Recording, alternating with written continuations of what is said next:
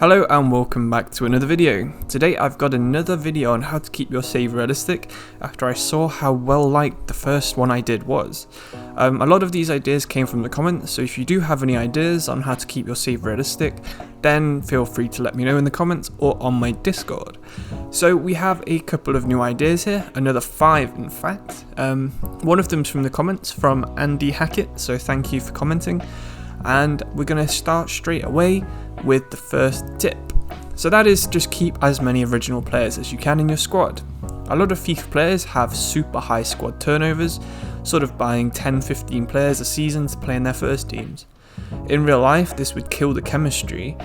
During the 10-year period between 2003 and 13, Leicester City and Sunderland signed close to 150 players each. You can see this went in one of two ways for both of these teams. Leicester eventually calmed down, they kept their squad more stable from when they got promoted, ended up winning the league. Sunderland continued to buy lots and lots of random players, they got relegated, they find themselves in League One. So this is a good way of seeing how this kind of rule would be realistic if you want to be successful.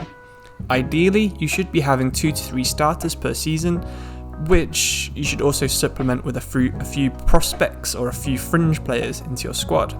Lots of players will also reduce the squad down to the bare minimum of 18 players, which just fills out the starting 11 and the subs bench. But if you keep the originals as squad filler, then you have a nice balanced team and you've also got players ready to step in if you have an injury. Real squads will have around 25 match ready players, with the rest being squad fillers and youth or players on the transfer list. So this is a good target to aim for if you're looking for a bit of guidance. My second tip is to limit the amount of end of contract players you sign. The AI can be a bit silly when it comes to renewing the contracts of their best players. The AI will often just let their best players not re-sign a contract, so eventually they'll leave the club.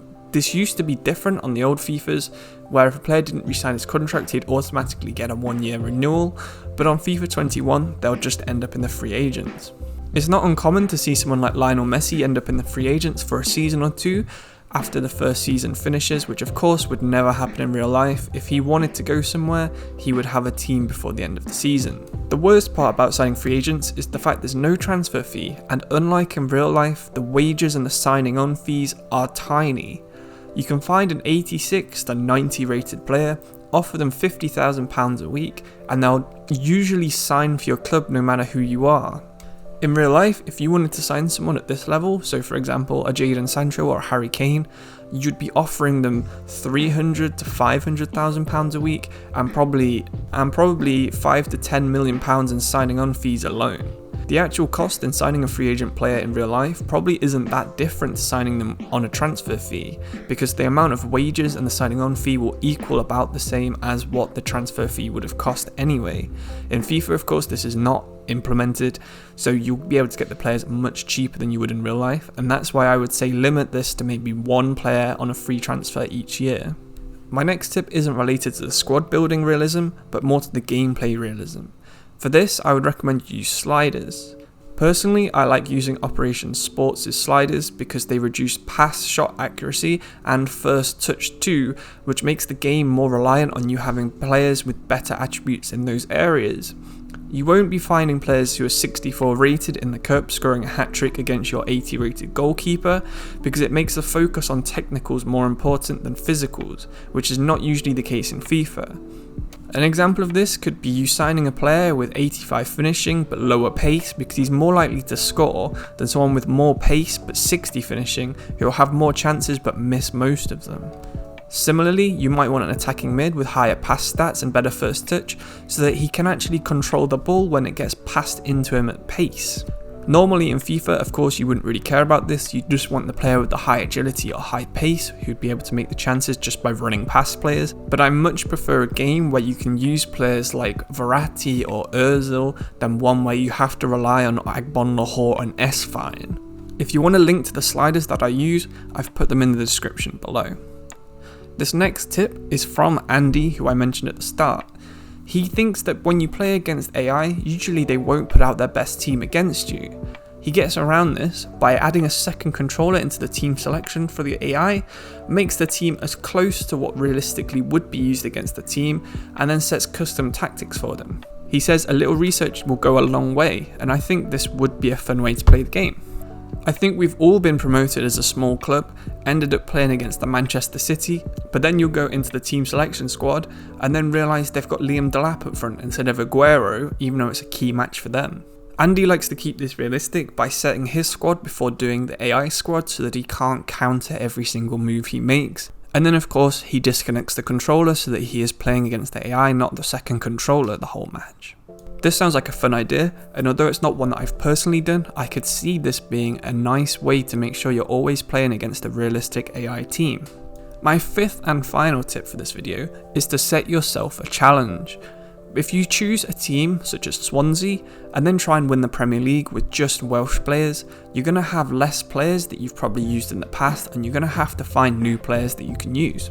Of course you'll have people like Gareth Bale and Aaron Ramsey who you have probably used in the past, but if you have to try and develop a Ben Woodburn because you've got a massive lack of players playing attacking midfield, then that's probably a player you haven't used in the past. Similarly, if you try and set yourself a task of maybe staying in the Premier League with Sheffield United, but you can only have players who are under 75 overall, then you're going to have to find new players each season that you'll never have used in the past. You can't just go for that wonder kid because eventually it will outdevelop your goal.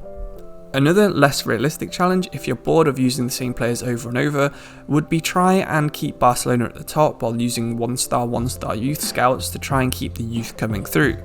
Once again, you'll be forced to use players that you've never used in the Barcelona squad, as eventually your better players will start to retire and you'll be using these poor youth academy players instead. All three of these ideas are simply to prevent you using the same players over and over again, because although it is good to see a familiar face in some of your squads, a lot of people's teams do end up looking exactly the same.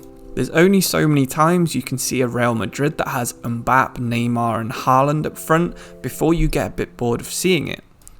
Of course, recreating the Galacticos can be fun, but maybe you could try and do this with the second level of Galacticos out there. The main thing I'm trying to emphasize here is don't just go for the same wonder kids every save. This will help keep your save more fun, but I think also realistic, because it's very unlikely you'll see all of these wonder kids all appear at the same team and the same season.